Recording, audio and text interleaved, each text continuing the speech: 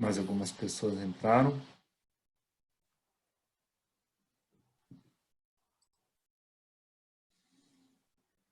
Muito bem, eu acho que a gente começa e se as pessoas entrarem até as 10h05, mais ou menos, elas não vão, só vão perder a abertura mesmo. Então, mais uma vez, bom dia a todos. Estamos ao vivo, né, com mais um evento online e pela Câmara de Comércio e Indústria Brasil-Alemanha do Paraná. Este evento é estimulado ainda pelo distanciamento social. Hoje nós trataremos de um tema relevante diante do cenário e acreditamos que ele será de muito proveito para todos aqueles que assistirem. O tema é como as principais tendências de consumo podem impactar o meu negócio. Este tema será abordado pela Letícia Marudin, que é especialista em marketing pela FGV e também em gestão e estratégia pela Michael Murphy Business School de Dublin, na Irlanda. Ela tem 18 anos de experiência em gestão e marketing, principalmente no agronegócio e em técnicas de B2B. Ela é fundadora e consultora pela Markins Consulting. Vou compartilhar uma tela com vocês aqui apenas para fazer pequenos esclarecimentos sobre como que vai funcionar a dinâmica de interação com a palestrante, né? Então, aqui, só um instantinho.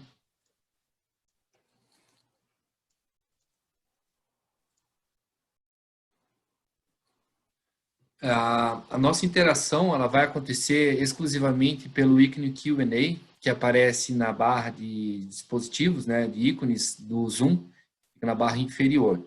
Nós não habilitamos o chat, não habilitamos também a Raise Hand. Então, toda a interação, toda pergunta, toda dúvida deverá ser enviada pelo ícone Q&A, Question and Answer, e eu farei a leitura dessas perguntas ao longo da apresentação da Letícia. Caso alguma pergunta fique sem ser respondida, aí nós encaminharemos essa pergunta, esse comentário para a Letícia e ela responderá em e-mail em um momento oportuno. Esta é a caixa de texto que aparece quando vocês abrem o Q&A, né? E as interações, portanto, acontecerão por ali. Em nome da AHK Paraná, eu quero fazer o agradecimento aos nossos patrocinadores Master 2020, que são a Robert Bosch, o Grupo Servopa, a Lapinha e a Anderson Balão Advocacia. E também presto um agradecimento especial à Markins Consulting, né, pela disponibilidade em fazer a apresentação de hoje. Eu desejo a todos uma excelente apresentação, aproveitem, e eu fico à disposição para auxiliá-los, tá bom? Letícia, a palavra é tua agora. Bom dia a todos. Agradeço o convite da Câmara, a oportunidade, também a organização desse webinar. Agradeço a todos os presentes pelo seu tempo de estar conosco. Então, a ideia é conversar aqui sobre as principais tendências de consumo e como elas podem impactar e como estão impactando aí a gestão dos nossos negócios. Para conversar sobre esse tema, a gente primeiro vai contextualizar um pouquinho o macro cenário, aí para falar um pouquinho à frente das tendências e aí dos impactos na gestão dos negócios. Depois a gente pode perguntar, mas fiquem à vontade, principalmente aí na parte 3, onde é mais o nosso dia a dia de trabalho, que acredito o dia a dia de vocês, para interagir e fazer perguntas que o Augusto vai liderar aí as perguntas. Então, muito bem, para falar de futuro, né? Para começar, aí a gente gostaria de lançar uma enquete bem rapidamente para vocês, para entender um pouquinho como é que estão as perspectivas de vocês aí de retomada da economia. Então, convido vocês a opinar aí como é que vocês estão observando e pensando que vai ocorrer essa retomada da economia.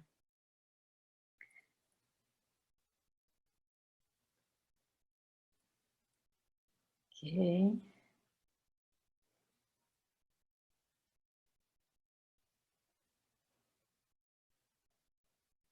Enquete está aí na tela, então se vocês puderem colocar a opinião de vocês.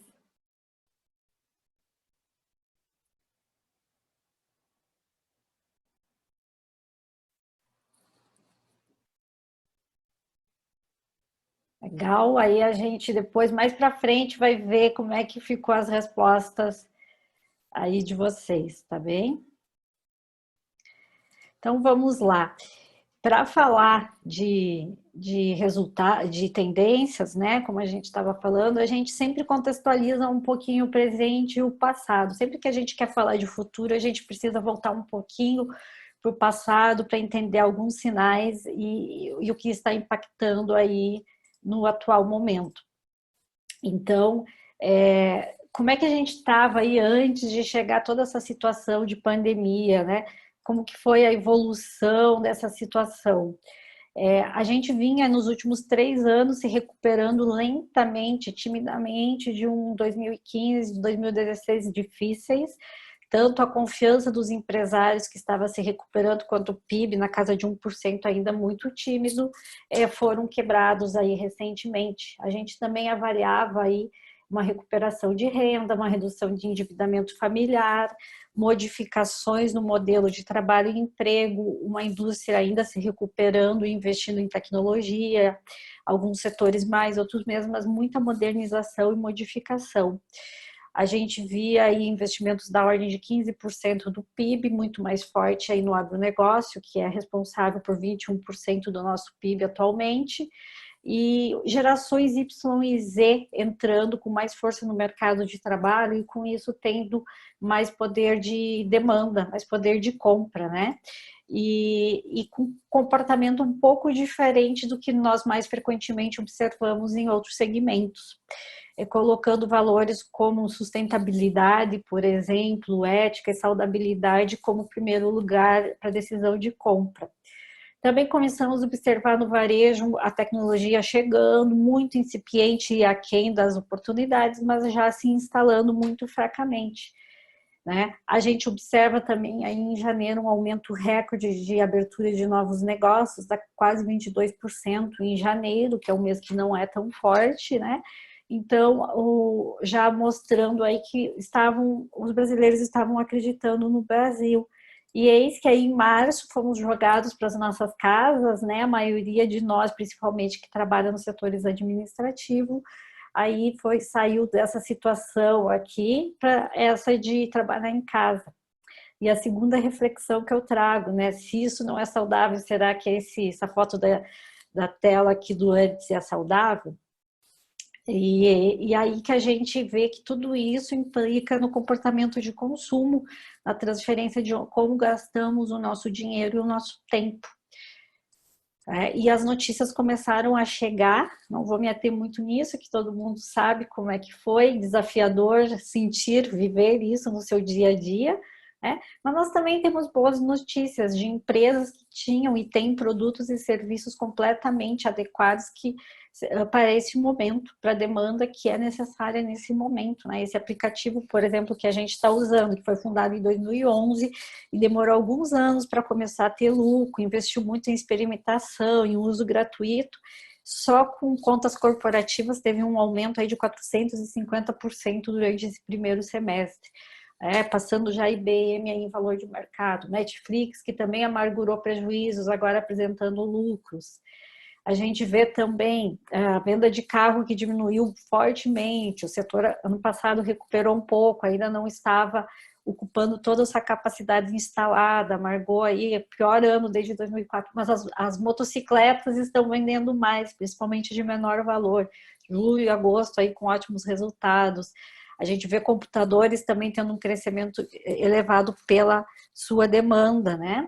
A alta demanda aí por necessidade de trabalho e ensino em casa. E também conseguindo aumentar o preço. E a gente vê com tudo isso, trabalho de casa, aumento de teleentrega, empresas de logística também tendo mais movimento, mais renda, e a forma de pagamento se modificando, indo mais aí para pagamentos eletrônicos.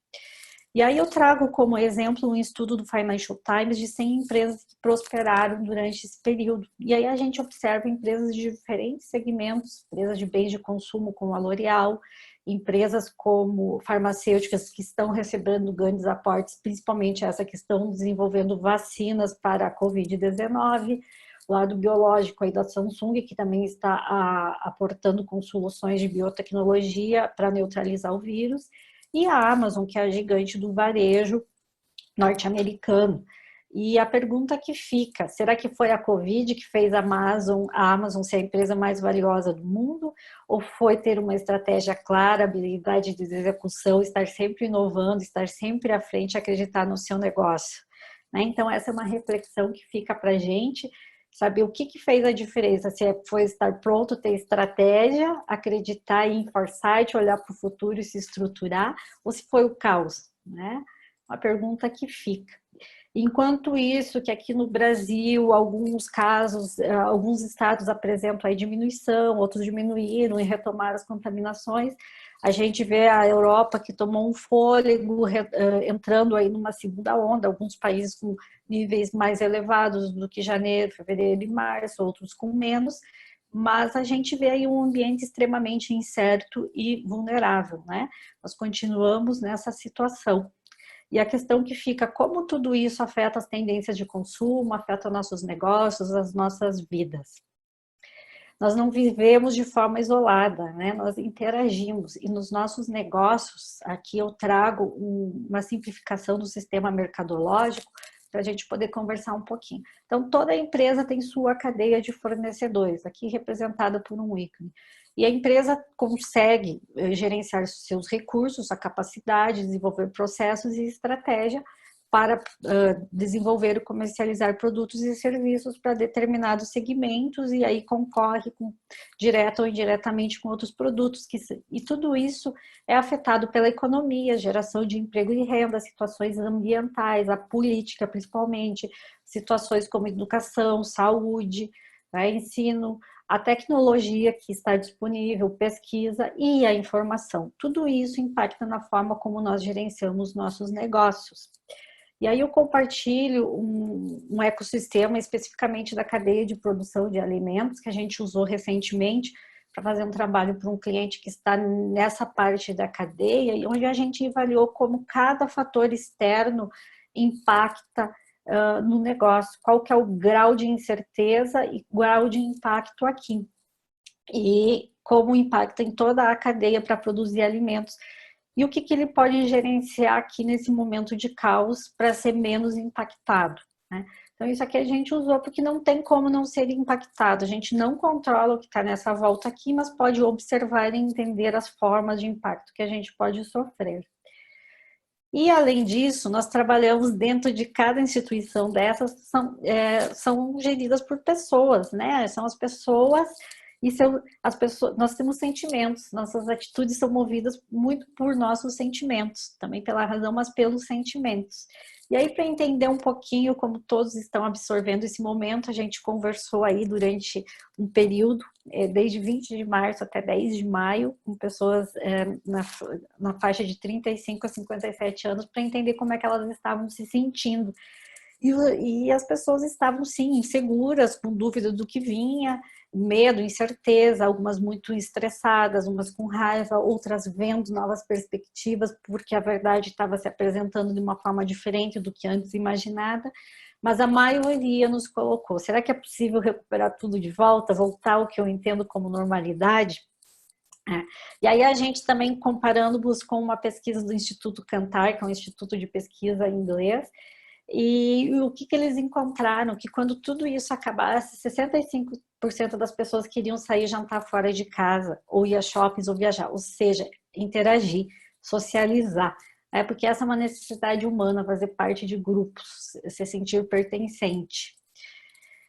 E aí o que acontece? A gente observa a renda familiar diminuindo para a maioria da população, apenas 20, na casa dos 20% aí conseguindo fazer algum tipo de economia, a maioria tendo que usar, aproximadamente metade, usar suas economias, né, e gastos aumentando. Então, o período realmente se apresentou desafiador para o consumo.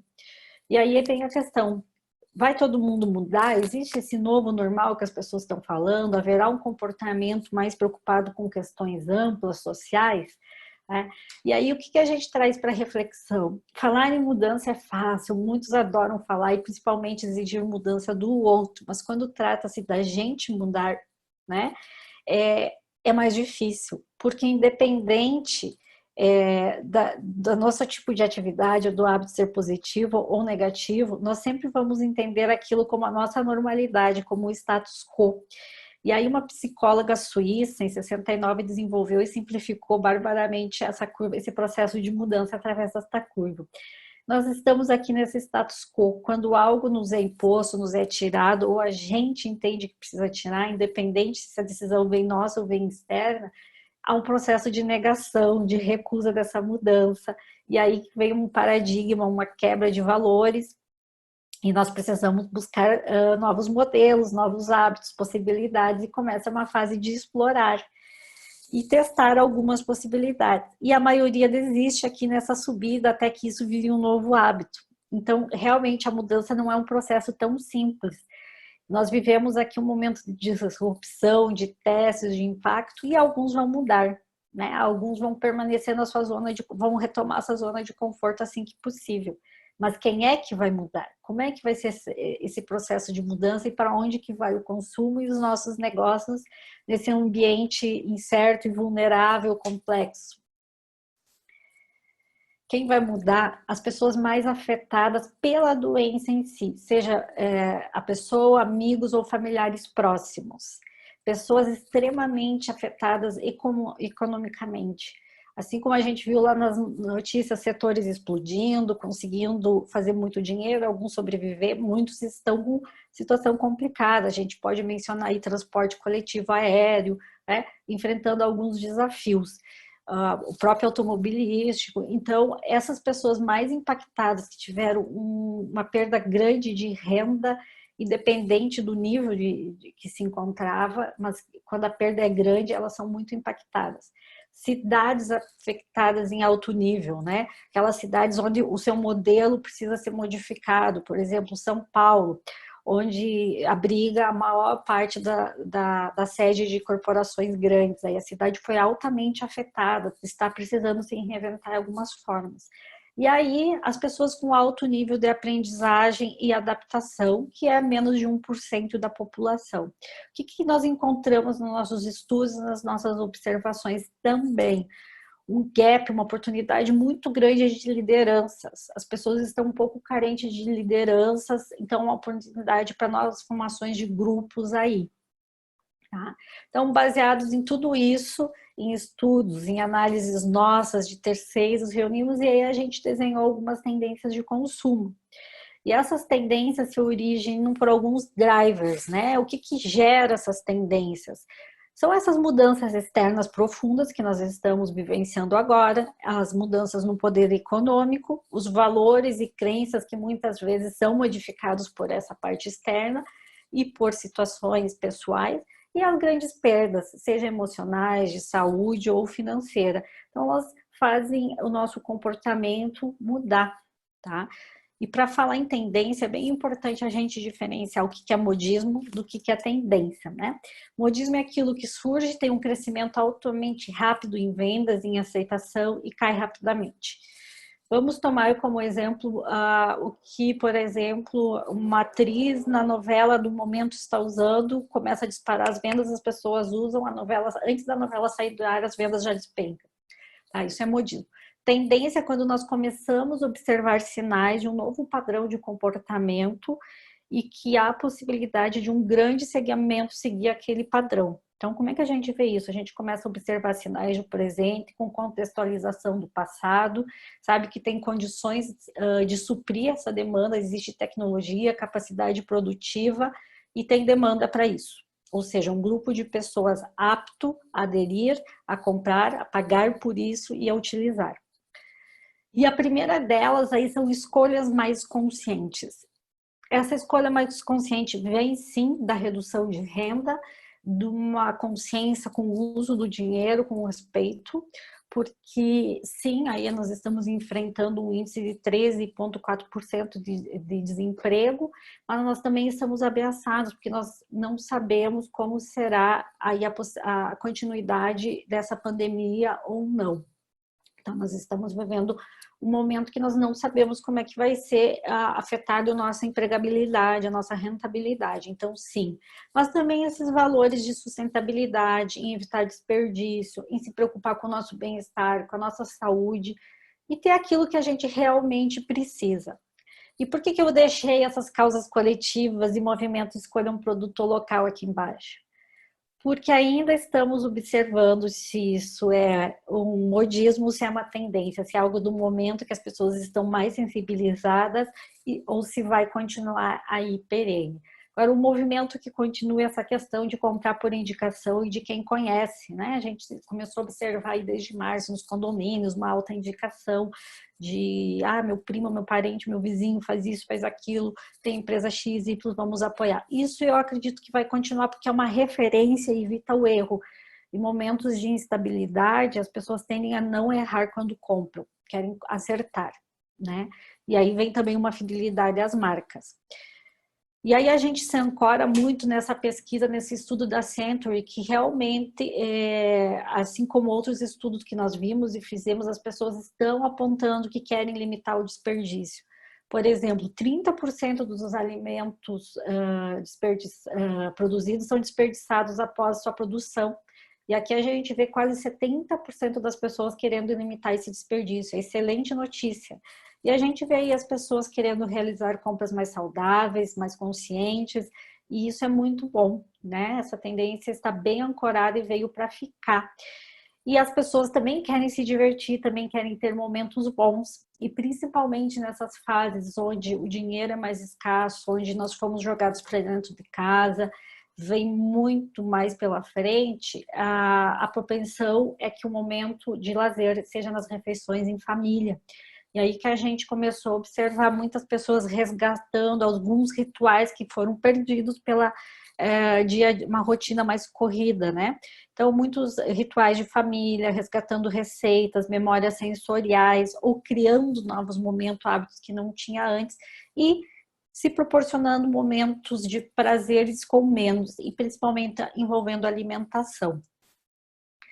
E tudo isso requer transparência, gente. Os negócios hoje, a gente já apontou aí no início do ano que no B2B, um dos maiores tendências é a transparência, também é no varejo, né? Então, em toda a cadeia está demandando transparência. Eu trabalho muito aí com o agronegócio e é muito forte a demanda por entender do bem-estar animal, como que o alimento é produzido, como é que as empresas estão tratando os trabalhadores nesse momento de pandemia, e isso não é só para alimento, para tudo. Como é que as pessoas estão produzindo essa roupa que eu estou comprando? Tem trabalho escravo? Não tem? Os trabalhadores estão em segurança? Há uma demanda muito forte por saber de onde vem o que eu estou consumindo. E aí que a gente fez uma pesquisa agora em março e fez novamente em agosto e observou que 76% das pessoas, por exemplo, escolhem o seu alimento baseado no ingrediente ou característica dele. Esse grupo de 24% que não presta atenção coloca o preço como principal fator de decisão da compra de um alimento. Isso aqui, se a gente investigar outros setores, talvez tenha uma proporção um pouco diferente, mas ainda assim a gente observa as pessoas preocupadas com o que vem, com os componentes, entendendo o que tem dentro do produto e a transparência dessa empresa e a ética dela antes de decidir pela compra. E isso também está extremamente alinhado que as pessoas estão se prevenindo mais, estão sendo, obviamente, mais, à medida, ao passo que você é mais consciente na compra, você se previne mais. E aliada à situação que a nossa saúde esteve em risco, a nossa renda esteve em risco agora, desde março, né? Nos sensibilizou, acendeu a luz que nós podemos escolher as atitudes presentes para ter um futuro um pouco diferente. O brasileiro em si não pensa muito no futuro, né? Da implicação da atitude presente no futuro. E está mudando um pouco. Alguns nichos já muito fortemente tendo mais cuidados com como come, né? Um alimento mais saudável, mais cuidados com a saúde. Agora, nesse momento específico, durante a pandemia, reduziu muito os exames preventivos, os exames de rotina e o cuidado de rotina por medo maior da Covid. Mas a gente observou que é algo que tende a aumentar assim que esse medo seja dissipado, as pessoas retomar esses cuidados para evitar doenças mais sérias. Também sempre observamos aqui evitar falar de dinheiro, de futuro e de sucessão, né? Então, à medida que a segurança financeira está em risco, as pessoas também estão vislumbrando mais possibilidades de se organizar para o futuro financeiro, né, buscando mais opções, e também as empresas pensando em sucessão. Cerca de 84%, 86% das empresas aqui no Brasil são familiares. Muitas delas têm um processo sucessório longo, profissionalizado, mas a maioria ainda não fala disso. E a gente precisa falar disso. Como é que vai ser minha empresa daqui 10 ou 15 anos? Quem que vai ser preparado? A gente não consegue se preparar um ano. Então, é um tema que voltou à tona bem forte nesse período. E também utilizar a tecnologia para olhar para tudo isso, seja para a saúde, né, para as finanças e para a sucessão. E com todas essas mudanças, as nossas dinâmicas de relação foram impactadas. E aí que começou a vir a informação de muitas pessoas repensando seus papéis e criando um pouquinho mais de consciência sobre suas responsabilidades dentro dos núcleos que participam, seja na família, na amizade, no trabalho, na sociedade. E aí que vem aqui aquele grupo lá de menos de 1% que muda mais facilmente, e aí as pessoas mais impactadas, um grupo dentro delas muda, os outros também não mudam, né? Então, algumas pessoas revendo muito as suas responsabilidades, seus papéis e tendo um pouco mais de consciência do que precisa para uma casa funcionar, para uma família funcionar, para um laço afetivo funcionar, e se realmente tem que continuar fazendo aquele trabalho que sempre fez. E aí que vem a demanda também de simplificar. Quando há um caos lá fora, você compreende que você não precisa mais criar caos, que você pode simplificar a sua vida e valorizar o que é essencial, o que é mais importante, né? E aí buscar soluções mais simples. E aí vem também a tecnologia dar um suporte muito grande para essa simplificação. E por falar em tecnologia, é justo nessa fase que muitos aí estão trazendo, que foi a pandemia que está digitalizando as empresas e modernizando. Sim, ela está acelerando alguns processos que começaram, né? Está democratizando, porque quanto mais pessoas têm acesso, aumenta a escala e o preço tende a diminuir, mas também foi um momento de aquela fase de experimentar foi acelerada. Os produtos mais inovadores, tecnologia, eles têm uma adoção mais lenta, porque as pessoas precisam experimentar, mudar o hábito, que a gente explicou lá naquela curva da mudança, e é um processo um pouquinho mais lento. Então, a gente precisou experimentar, porque não tinha outra alternativa.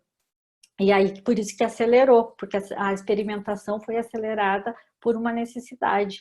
E aí que a gente vê o teletrabalho fazendo a gente adotar mais tecnologias, desde uma assinatura digital que evita toda aquela confusão de imprimir um documento, fazer isso online, leva 1 segundo.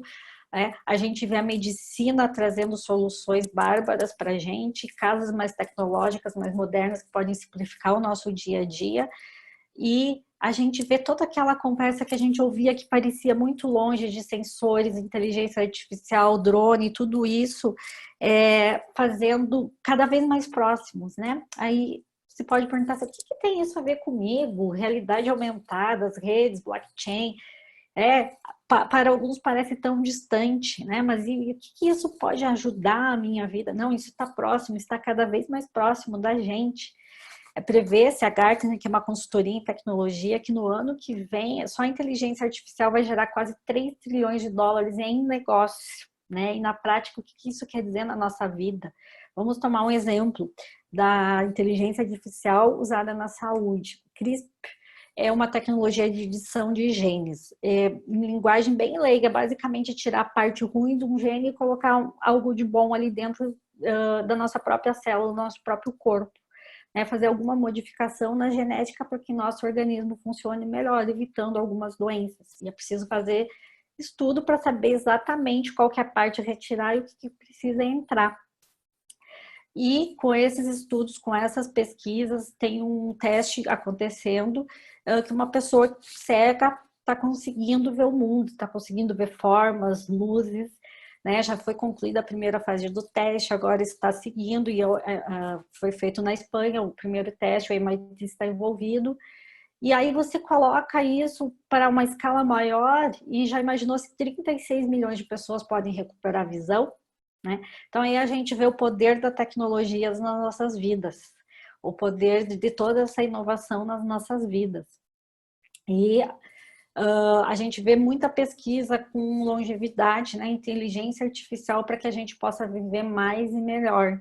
Não adianta só viver mais. Hoje aí a gente saiu do 1800 por uma expectativa de vida de 29 anos para a casa dos 80 agora, mas o importante não é quantos anos, é viver com saúde, com lucidez, né, para poder aproveitar essa vida. E aí a pergunta que eu faço, tudo isso que está sendo desenvolvido, se a gente puder viver 30 anos a mais, o que eu vou fazer com esses 30 anos a mais?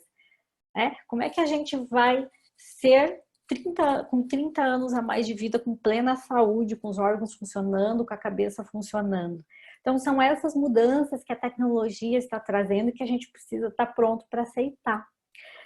Vou pegar um exemplo bem simples. O micro-ondas foi desenvolvido em 47 e apenas no final da década de 70 que virou um produto de consumo, início dos anos 80 aqui no Brasil, que virou um produto de consumo de massa. Então, antigamente, a tecnologia levava muito tempo para fazer parte das nossas vidas. Hoje, esse processo está muito mais acelerado. Para inventar algo lá que vai me ajudar a ver melhor, até isso se tornar um produto de massa, a distância está mais curta. Para desenvolver alguma tecnologia, seja baseada em CRISPR, para eu viver mais, até que isso faça parte do meu dia a dia, a distância está muito mais encurtada. Né? Por que isso é possível? Porque tem pesquisa, tem estudo, tem conectividade. Estima-se que em 2025 toda a população do planeta vai ter acesso à internet.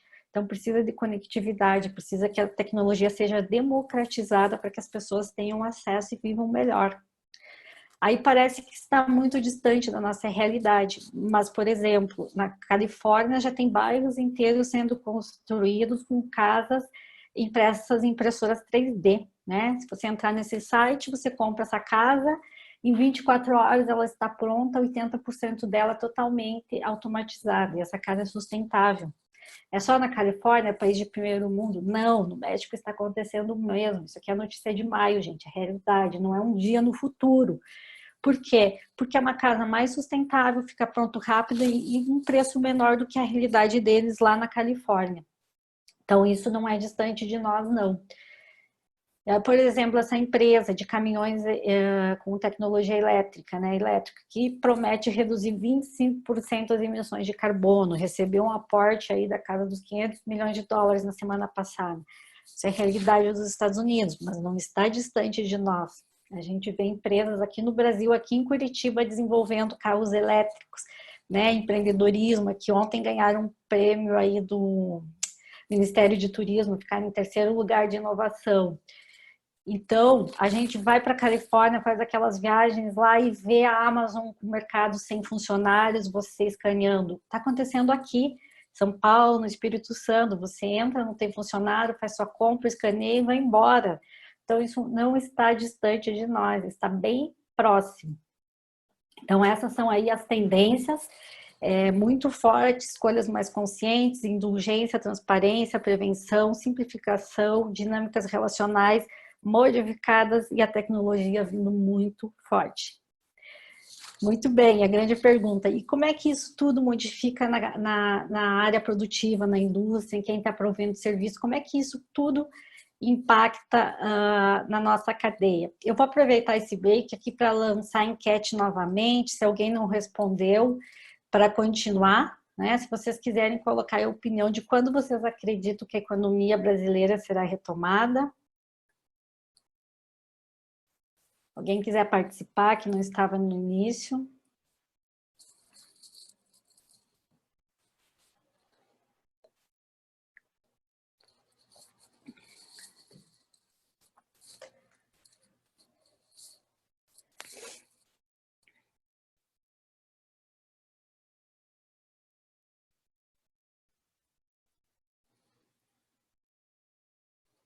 Legal.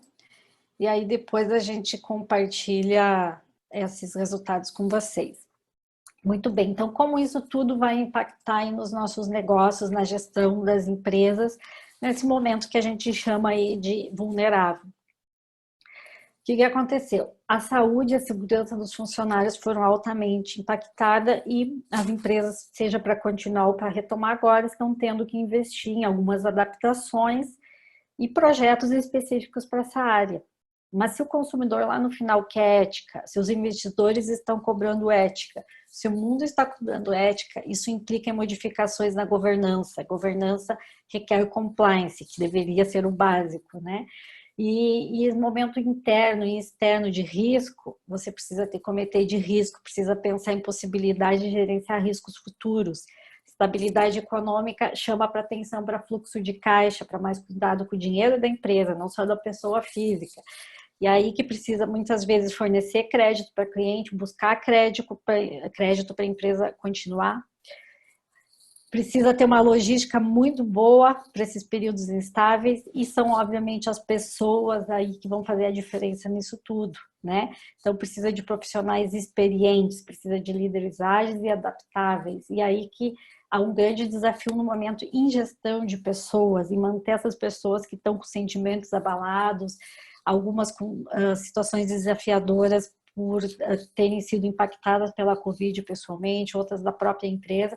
Então, aí é um momento de cuidar muito das pessoas para que elas sejam menos impactadas impossíveis. Não só para que estejam ágeis e adaptáveis, mas que estejam bem para trabalhar, né? Então, aí que vem um grande impacto que a gente tem. E, voltando à questão da transparência, ela permanece, tá? Então, ela vem desde o consumo inicial, a gestão, a indústria, o processo. E não é só rastreabilidade, eu não estou falando aqui só em ter produtos rastreáveis, mas ter transparência na sua gestão, transparência nos processos, né? Transparência na sua estratégia, na comunicação interna. É hora de ser realmente transparente. A transparência traz clareza, traz aumento de consciência e faz bem para todo mundo. Alguns me dizem, mas a transferência te deixa frágil. Não, ela aumenta a possibilidade de você conseguir diagnosticar o que realmente está acontecendo, traz clareza para todo mundo e aumenta aí a fluidez dos processos. Então, a transparência veio para ficar, gente. E claro, quanto mais tecnologia a gente tem, mais trabalhadores trabalhando de forma remota, né? Mais robotização, é mais cuidado com a segurança de dados. Então, um impacto muito grande, aí uma demanda grande em cuidado, investimento e profissionalismo com isso, né? Então, está impactando muito nisso. Muitas empresas não estavam preparadas para a segurança dos seus dados. Então, está impactando fortemente nesse setor. Há uma demanda muito grande por profissionais dessa área e vai crescer. A tendência é crescer. A tendência é crescer. Independente se você não vai ter trabalho remoto ou vai ter uma pequena parcela, você tem robotização, você tem informatização, você tem digitalização de processos, é preciso ter uma atenção muito grande com a segurança de dados nesse momento e no futuro. E para a gente continuar aí com os negócios ativos, é preciso muitas vezes inovar. Nem sempre é preciso ser disruptivo, quebrar tudo, deixar o que fez para trás. Mas é preciso entender qual que é o seu core business e saber se aquele portfólio de produtos e serviços continua tendo demanda, se vai ter demanda para o futuro, se está adequado com essas tendências de consumo ou não, se vai manter a lucratividade ou não da sua empresa. E aí que é necessário inovar. E inovar não é só tecnologia, não é só desenvolver processos, produtos inovadores, é também muitas vezes inovar a forma de gestão, né? Inovar em alguns processos. Então, aqui eu chamaria para atenção que a gente é hora agora de não focar no negativo. Ok, se a sua indústria está num setor que perdeu muita renda, será que tem alguma forma de você prover um produto ou um serviço, mantendo o seu core business com alguns pontos de inovação e manter a sua rentabilidade? Independente de ter uma situação financeira desafiadora no país, em outros países do mundo, a gente vê setores crescendo. Alimentos cresceu 5%, limpeza 4%, farmacêutica 2%, tecnologia cresceu. E outros setores podem crescer, né? A gente vê aí pessoas que estão perdendo emprego, abrindo empresas. Então, tudo isso gera oportunidade. A gente vê, hoje de manhã, por exemplo, eu estava numa reunião com um fundo de investimentos, eles estão buscando empresas para investir, eles querem saber onde que tem pessoas com projetos interessantes. Então, é momento, sim, de não só estar resolvendo situações de emergência, mas também de pensar no futuro, de inovar, de entender o que dá para fazer diferente. E quando você inova, você desenvolve uma propriedade intelectual. E ainda aqui no Brasil nós temos pouca patente, então é o momento de pensar como que eu vou manter meus negócios no futuro, né? Acabou aquela época que o patrimônio estava em edificações, em bens, hoje é em propriedade intelectual. E como é que está a propriedade intelectual da sua empresa? Que propriedade intelectual que você pode ter no futuro para manter os seus negócios, o seu valor de empresa, o seu valor de marca, né? Então, é um impacto que vem forte, né? A inovação e a propriedade intelectual são uma chamada forte para o futuro dos negócios rentáveis. Um ponto de atenção bem grande. E aí, outro tema delicado, que eu gosto de chamar atenção, que é um impacto forte, faz um impacto forte na gestão, no fluxo de caixa, que é a precificação. Principalmente nos negócios B2B. Se você faz um contrato de 1 ano ou 24 meses com o preço errado, você pode aí sacrificar as suas entradas de 2 anos, né? Então, é algo que chama muito atenção. E qual que é a primeira sensação num momento de crise para não perder cliente? A maioria quer ir por desconto. A maioria tende por desconto. Qual que é a sensação para manter a margem? A maioria quer aumentar preço, quer repassar. Sempre que tem aumento da matéria-prima, a maioria, vamos aumentar preço, repassar o aumento. O preço é formado por vários elementos, mas eu quero trazer 2 deles aqui, que é o custo e a estratégia. A matéria-prima, sim, é um custo importante, mas quantos custos ocultos que nós temos nas empresas e que não entram no preço? Qual que é o custo do retrabalho? Qual que é o custo de pessoas incompetentes? Qual que é o custo da fofoca? Qual que é o custo da falta de estratégia, da falta de foco da empresa? Qual que é o custo de ter produtos no portfólio que não vendem, que não tem demanda e não terão demanda? São alguns dos custos ocultos. Eu fiz um trabalho onde eu tentei levantar o valor, o custo oculto, né? Então é bem complicado, porque quando você encontra numa empresa aí 15% das pessoas têm muito foco com atividades que não contribuem para o negócio da empresa, que estão fazendo retrabalhos ou que estão fazendo um trabalho exaustivo que poderia ser substituído por tecnologia mais barata e aquela pessoa utilizando o seu conhecimento de outra forma, né? E agregando muito mais para o negócio da empresa. Então, nesse momento, eu chamo a atenção para a precificação e no futuro. O desconto ele não resolve tudo e o repasse do aumento da matéria-prima também não, gente. É preciso olhar aí para que está fazendo parte desse custo, onde estão os custos ocultos, os custos desnecessários, né? Será que a falta também de investimento em gestão não fica cara? Se você não investe nisso, será que não fica caro nesse momento? Então eu chamo para atenção, tem muitas empresas altamente profissionalizadas em pricing, né, com setores bem estruturados, mas ainda a gente observa uma deficiência muito grande em precificação, seja no varejo, que tende muito rápido a desconto, seja no B2B. E para o B2B é ainda mais importante, porque geralmente você faz contratos mais longos e você erra no preço, você vai errar na sua lucratividade, vai sacrificar seus resultados no longo prazo, né? E muitas empresas aí dependem de matéria-prima importada, está oscilando bastante, a tendência é bem desafiadora aí. Então, é um impacto alto nos negócios, eu chamo para atenção, o preço deve ser altamente estratégico, você deve ser fiel à sua estratégia de negócio com o seu preço. Você não pode vender um serviço de valor agregado, um produto premium com preço com desconto. Você também não tem que, toda vez que tem aumento, repassar seu cliente. Então, aí é preciso ter estratégia, é preciso ter muito conhecimento de toda a estrutura da sua empresa, de todos os custos ocultos que você não vê, tá? Então, é preciso evitar o desperdício, uma economia inteligente, né? Eu sei que nesse momento é importante cortar overheads, não ter custos na empresa que não sejam necessários para o seu negócio, mas não é qualquer custo que deve ser cortado, né? São o custo do desperdício e principalmente o oculto, tá? E aí, eu trago um outro tema bem interessante, que no varejo é bem conhecido, é explorado, que é a experiência do cliente. E como é que é essa experiência do cliente no B2B, na indústria, no processo produtivo? Será que a experiência do cliente é levar para fazer uma viagem internacional? Será que a experiência do cliente é agradar? Né? O compliance aí cortou várias das estratégias de marketing usada para a experiência de clientes, que não pode mais receber prêmio, viagem, presente de Natal, de aniversário, nenhum jantar, né? e eram ferramentas utilizadas para criar experiência. Mas será que isso criava experiência? E eu adoro esses momentos de caos porque fazem a gente repensar. Adoro essas mudanças que fazem a gente repensar as estratégias, né? O que é uma experiência de cliente B2B? Como nesse momento, por exemplo, através de alianças, você pode gerar valor e inovação para o seu cliente? Como que dentro dessa cadeia produtiva a gente pode fazer a diferença com essas tendências lá do consumo final? Se as pessoas estão buscando mais consciência, mais simplificação, por exemplo, o que dentro do seu negócio tem para agregar para o cliente intermediário para gerar valor para o cliente final? Eu aposto que todo mundo tem uma forma de criar essa experiência para o cliente intermediário, para chegar no consumo final, para estar adequado com essas tendências de consumo. E é isso que a gente precisa fazer, né, nesse momento de vulnerabilidade, é criar alianças, é criar força, é utilizar o que cada um sabe fazer de melhor para gerar valor. Nós não somos bons em tudo, cada um de nós, e cada empresa tem seus pontos fortes e seu diferencial.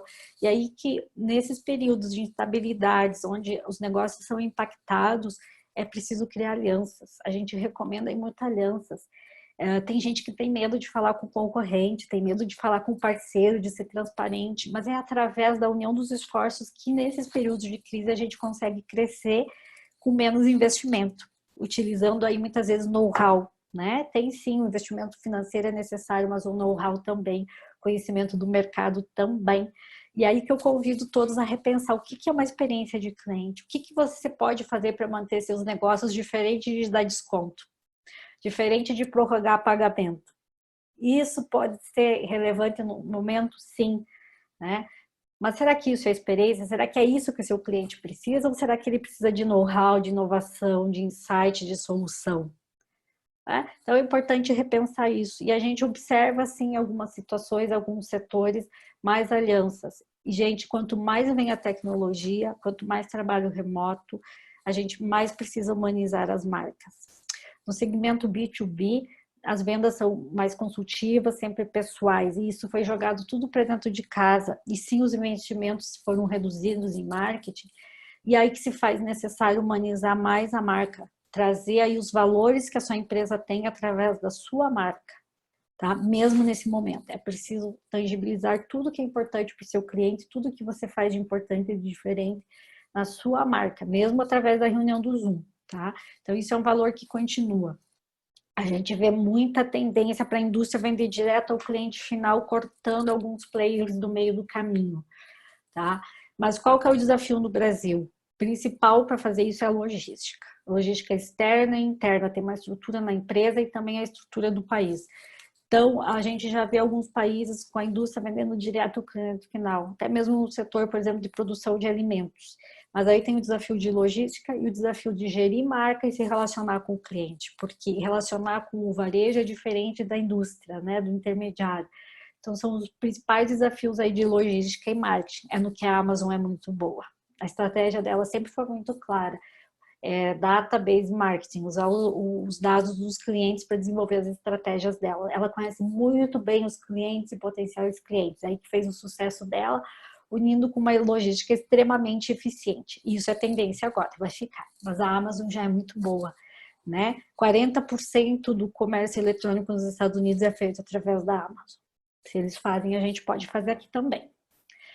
E aí que a gente vê essa tendência muito forte de alianças de negócios, de joint ventures, alguns setores M&A, né? Muita fusão acontecendo, mas aliança com prazo de início, meio e fim, que pode ser renovado, usar o know-how de cada um. Quem não está olhando para isso, chama atenção para olhar para isso, é extremamente importante, tá? Quanto mais desafiador, mais a gente precisa trabalhar em união. E aí, falando em desafios, o que faz, o que essas empresas que estão dando certo, trazendo o exemplo aí da própria Amazon, que é global, para não trazer exemplos locais. Quando você tem consciência da realidade, um diagnóstico correto e olha para o futuro, tem planos de risco, você consegue se adaptar muito mais rápido. Por que algumas empresas se adaptaram mais rápidas que outras nessa situação? Muitas porque tinham um comitê de risco, muitas porque tinham um planejamento estratégico, muitas porque desenvolvem a técnica de strategic foresight, que é olhar muito mais adiante, olhar 30 anos para frente e ter caminho, possibilidade de caminho, né? E como é que a gente consegue olhar para o futuro se muitas vezes não tem noção do presente? Gente, é preciso fazer diagnóstico, é preciso ter cenário das possibilidades que podem acontecer. Ninguém de nós consegue prever ao certo o que vai acontecer, mas observando os sinais do presente, contextualizando com o passado, entendendo as tecnologias disponíveis, observando padrões de comportamento e tendências do macro cenário, você consegue desenhar algumas possibilidades de caminho e consegue se preparar e ter planos para se adaptar para cada um. Mas a gente precisa ter plena consciência de como está a realidade para poder ter a estratégia mais adequada. Quem não tem plena consciência de como a sua empresa está dentro desse sistema, não consegue desenvolver a estratégia correta e é mais impactado. A gente consegue gerenciar o que está aqui, o que está fora a gente não consegue gerenciar, tá?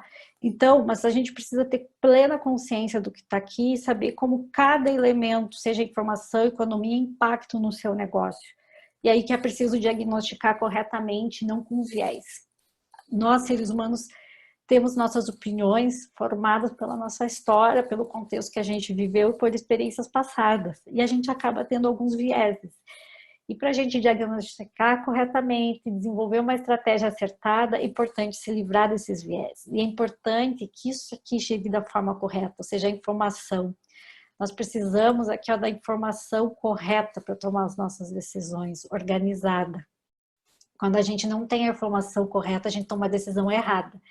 E aí a gente fez uma pesquisa agora em agosto, para dar um exemplo bem prático do que está na mídia. Os itens a serem retirados da lista de compras no caso da necessidade de realizar economia ou corte no orçamento. Olha aqui o arroz, gente.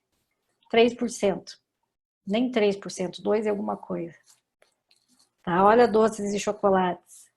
Então a gente precisa ter informação correta. O arroz não está nem R$5 um quilo, né? Quanto tempo dura um quilo, quantas pessoas alimentam. Tem outros elementos que vão ser cortados antes: refrigerante, suco, enlatados, massas e pães, chocolates, carnes. Então, bebida alcoólica. E a mídia está no arroz, no arroz, no arroz. Né? Quem é que disse que o arroz vai ser cortado? Por quê? Né? Isso aqui é de agosto, é dado recente e real. Então, é um dado bem simples, mas para a gente entender que nós precisamos ter informação certa, correta, atualizada para tomar as decisões dos nossos negócios. É preciso diagnosticar para entender o presente e ter planos para o futuro, ter ideias de como isso vai seguir para desenvolver uma estratégia acertada. Aí nossos negócios são menos impactados. Né? E aí vocês me perguntam, isso é possível? E essa tecnologia toda vem? Sim. Olha, gente, em 1889, um publicitário francês desenvolveu alguns cartões, cartões postais, propaganda da época, imaginando como seria o futuro no ano 2000. O que é isso aqui? Não é o que a gente está fazendo exatamente agora? Né? Como é que os caras projetaram que poderia acontecer no ano 2000? Como é que em 1889 um francês imagina que tem uma pessoa controlando e as casas sendo construídas através de outros equipamentos? Esses cartões estão num livro chamado Future Days, do Isaac Asimov, que é um russo, é um estudioso, faleceu há pouco tempo. E aí, como é que lá, em 1888, eles conseguiam prever isso? Então, a gente pode sim, hoje temos muito mais tecnologia, muito mais dados, né? E é possível sim encurtar as distâncias. Desde a invenção da roda, a gente vê toda essa otimização, né? Então, é possível sim, nunca teve tanta conectividade. Aí que vem.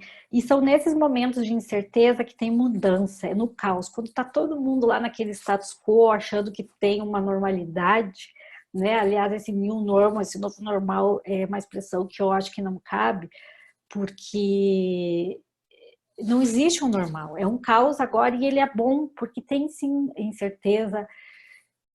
A gente vê notícias ruins, que o PIB está caindo, a renda está caindo, mas tem oportunidade, porque senão não teria empresas aumentando seu capital nesse momento, não teria um cara do fundo de investimento buscando empresas para investir nesse momento.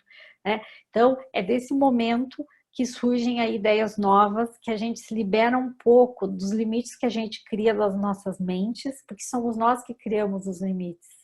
Né? A gente vai precisar e continuar vivendo, nos alimentando, nos movimentando, então a possibilidade, sim, de fazer negócios, mas talvez com algumas adaptações, com algumas inovações de uma forma um pouco diferente, né? Se livrando um pouquinho dos limites que nós mesmos criamos para os nossos negócios. Então, aí é um momento de desafio de repensar o que podemos fazer de diferente nesse momento para sofrer menos impacto negativo.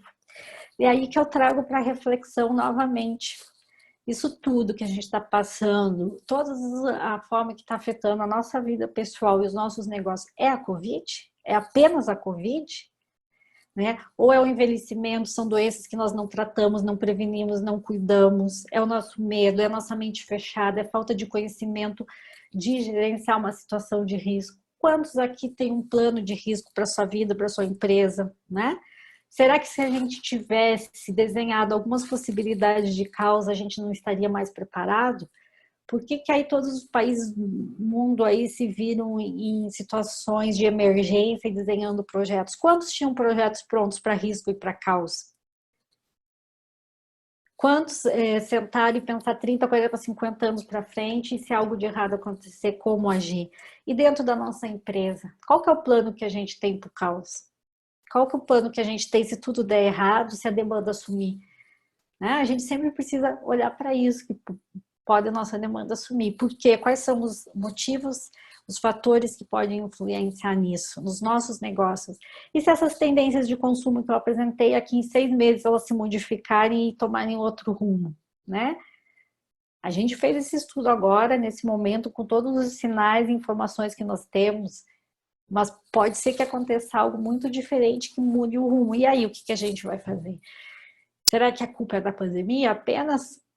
Por que a Amazon está faturando tanto? Por que o Zoom conseguiu aumentar? Então, aí que a gente traz para repensar. E eu trago um pensamento aí para a gente já finalizar do Jim Collins, que para mim é o melhor autor de gestão que tem, né? Que importa muito mais como nós estamos organizados, como as nossas empresas estão preparadas dos impactos. Porque impactos sempre vão ter, né? A gente aí enfrentou 2015, 2016, a gente sabe que no passado teve inflação altíssima. Eu lembro quando criança que eu tinha que ir no supermercado fazer pesquisa de preços, né? Todo dia para saber se dava ou não dava para fazer a compra do mês naquele dia. E a gente já enfrentou situações desafiadoras, alguns segmentos específicos mais, outros menos, impactados por algumas crises financeiras. Agora é mais sistêmico. Mas não estamos livres de ter essas modificações externas. Então, precisamos sim trabalhar de uma forma que isso tudo impacte menos, estando olhando sempre para frente e nos preparando. Então, aí fica como pergunta final, o que hoje, que tipo de decisões, de atitudes que nós podemos tomar hoje para atender as demandas do consumidor final, lá da cadeia que a gente faz parte do nosso ecossistema no futuro. O que a gente está fazendo hoje para atender um consumo daqui a 5 anos, né? O que hoje pode fazer de diferente que vai ter só um resultado em 5 anos?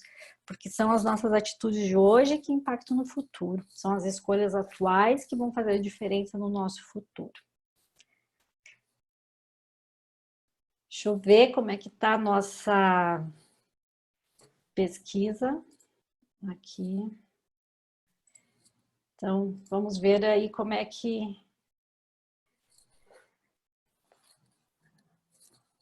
Então, olhando para os resultados da nossa pesquisa aí, 50% basicamente dos que responderam na segunda parte aí acreditam que vai retomar no ano que vem já os resultados, né? Da economia.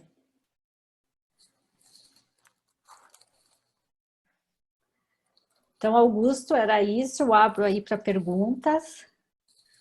Perfeito, Letícia.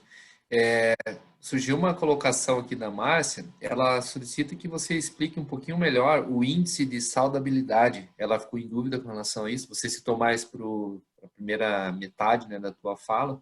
Índice de saudabilidade. De pessoas que vão fazer escolhas baseadas em saudabilidade? Ela não, ela pede para uma explicação um pouco mais pontual sobre índice de saudabilidade. Ela não cita se pessoas, ela não especifica ainda mais na colocação. Né? Eu não entendi muito bem a questão, mas vamos lá, vamos ver se eu posso ajudar. O que que a gente observa?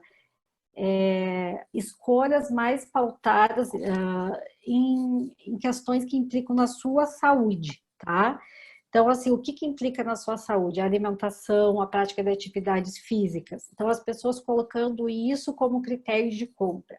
Os índices dependem muito do que você vai comprar, né? Se é um alimento, se é a escolha de um esporte, se é o equipamento para praticar um esporte, se é o meio de transporte que você vai utilizar, se é onde você vai morar, porque tudo isso implica na forma de viver mais saudável. Se é onde que você vai trabalhar, né, o impacto do seu trabalho na sua saúde. Então, os índices dependem muito bem do que você está comprando, do que você vai comprar, mas a saudabilidade hoje entra como critério de compra. Perfeito. Eu acho que essa última colocação em critério de compra, então ela é algo subjetivo que o próprio indivíduo pode aplicar para a sua rotina diária, administração Já, financeira. a gente já observa aplicando, agora, como eu disse, o índice depende do que está comprando. Uhum. Varia, mas é presente, né? É uma tendência muito forte. Por que que a gente observa isso? Porque tem padrões de comportamento, tem vários grupos seguindo esse comportamento. Uhum. Certo. Márcia, então ela ainda está na sala, ainda está presente, então eu espero que a pergunta tenha sido respondida, mas caso você tenha alguma dúvida, aí pode escrever novamente ou mandar um e-mail para a Câmara que a gente repassa essa pergunta para Letícia. Letícia, eu li uma notícia hoje cedo na Folha sobre empresas que fazem comércios locais, né, que fazem venda, que se adaptaram rapidamente ao e-commerce, e algumas delas tomam medidas assim, bem singelas, mas que humanizam, digamos, a marca e os produtos que Uhum. vendem. Você citou bastante isso. E a atitude que essas empresas estão tomando é simplesmente escrever um bilhetinho, né, escrito à mão mesmo para o consumidor, transmitindo uma mensagem assim de esperança, de positividade. Eu queria que você falasse só um pouquinho sobre essa postura, né, que algumas empresas estão adotando. Sim, até ontem à noite eu pedi um lanche e veio um bilhetinho colado na embalagem, assim, espero que goste. E foi escrito à mão. É. Eu pedi algo que não tinha, aí puseram outra coisa, espero que goste, não deu tempo de ver a sua resposta, algo assim. O que que acontece? O que que mais foi tirado das pessoas durante, principalmente de março a junho, quando ficou mais intenso o isolamento? A sociabilidade, a interação social. Então, você ficou mais restrito a grupos menores de interação social. E todos nós temos necessidade de pertencer, de pertencimento a grupos, né? Por inúmeras razões. E aí depende da nossa escala de prioridade e necessidade. E nós precisamos nos sentir inclusos. E aí que é um desafio das marcas, fazer seus consumidores fazer parte, não ser só algo, uma troca pontual, mas ser um grupo, né? Trazer essas pessoas para o grupo da marca para fazer parte daquilo. E hoje, nada, não é só uma mão, eu não só estou vendendo e fornecendo um produto. O consumidor também entra como alguém que constrói essa inovação, comentando como está usando o seu produto, o seu serviço, trazendo informações para você inovar. E é uma oportunidade da marca inovar recebendo esse feedback do consumidor, quando ela traz ele mais próximo, quando ela demonstra um pouco de vida aí. E por isso também que é uma tendência muito forte, porque as pessoas estão precisando se sentir incluídas. Então, aquela comunicação mais fria, mais rígida, mesmo no B2B, não existe mais, né? Precisa ser mais humano. Ótimo. Houve mais um comentário aqui do Sebastião Martins, ele fala apenas de aumentar a previdência, não sei se ele se referia ainda à saudabilidade, não sei se é uma pergunta, enfim. E uma pessoa não se identificou aqui, também indicou que a economia do Brasil decola no segundo trimestre de 2021. Em últimas palavras, assim, Letícia, a gente já está com o tempo praticamente estourando. Se você pudesse fazer alguma consideração sobre esta resposta, né, a enquete que você fez, me pareceu, do meu ponto de vista, me pareceu que é uma visão até otimista, né? Todos indicando que ano que vem, até o primeiro semestre do ano que vem, as coisas tendem a se recuperar, né? A economia tende a se recuperar. É, A gente está, inclusive, eu até vou compartilhar novamente aqui minha tela, a gente está, inclusive, realizando uma pesquisa aí com empresários executivos, justo para sondar bem qual que é essa perspectiva. E sim, ainda não são dados conclusivos, mas a maioria está apontando, por enquanto, por um retorno aí no segundo semestre do ano que vem já mais positivo. E alguns aí, eu acredito que 30% para 2022. Então, se alguém quiser participar, pode escanear o QR ou depois passar o e-mail que eu mando o convite. O objetivo da gente é sondar realmente quais são as reais perspectivas. Então, como é que eu disse? O momento sim está estável, não está simples, há muitos desafios. Mas a gente nunca teve tanto acesso a dados, nunca foi possível diagnosticar de uma forma tão correta, né? Claro que para isso é preciso se livrar de vieses, de preconceitos e diagnosticar com muita clareza, sem deixar se influenciar por informações erradas. Por mais que o dinheiro possa ser escasso, continua havendo demanda de muitos produtos e serviços. A vida segue, independente do caos que possa ser gerado por uma nova onda. A vida precisa seguir. Então, sempre vai ter circulação, a gente precisa trabalhar. E eu vejo, sim, muitas oportunidades de negócio. Mas o que precisa acontecer? As empresas precisam olhar para o seu core business. O que realmente elas estão fazendo, o que realmente elas se propuseram a fazer, a sua visão. Tem algo que pode ser feito de uma maneira diferente para atender a demanda atual e futura? Então, é hora realmente de revisitar. A Deloitte tem uma pesquisa que 60% das empresas gastam 70% do tempo resolvendo situações de emergência. Será que a gente está aqui trabalhando para resolver só a situação de emergência? Será que não é hora de diminuir isso, esses retrabalhos, essas emergências, e planejar um pouquinho mais, criar mais cenários e ter planos prontos, né? Quantas empresas que têm estratégias realmente, né? Quantas empresas seguem a sua estratégia? A maioria tem algumas listas de ações para fazer e não estratégia clara, né? Aí você vê algumas empresas despontando no meio do caos, é porque elas estão organizadas internamente, têm estratégia clara e habilidade de execução, tá? Então a gente sabe que é desafiador, sim, mas não é impossível aí se manter. Eu sou bem realista, não sou nem otimista nem negativa, porque eu trabalho com muito dado, muita informação, então a gente tem aí a responsabilidade de trazer informações bem claras, e eu vejo assim possibilidade no final do ano que vem começar uma retomada mais forte no último trimestre e depois em 22. Né? Ótimo. Eu entendo que a gente poderia discutir bastante sobre esse assunto, né? Você trouxe bastante informação interessante e que aguça, né, as mentes e daria vontade realmente de conversar um pouco mais. Mas infelizmente o tempo está se esgotando. Não surgiram outras perguntas nem comentários, então eu acredito que a gente possa encerrar. Você quer fazer alguma consideração final, Letícia? Não é isso, eu agradeço. Também, se for do interesse, eu posso disponibilizar essa apresentação. E com certeza foi aí um overview de vários assuntos e dava para abrir várias janelas aqui. Agradeço a participação de todos e da Câmara Alemã pela oportunidade. Perfeito. Se você me permitir, eu gostaria de compartilhar então uma última tela. Sim.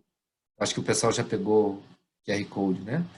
Eu vou vou compartilhar de novo aqui, só para fazer então um último agradecimento. Isso. Então, Letícia, em nome da Arracá Paraná, eu agradeço pela excelente apresentação.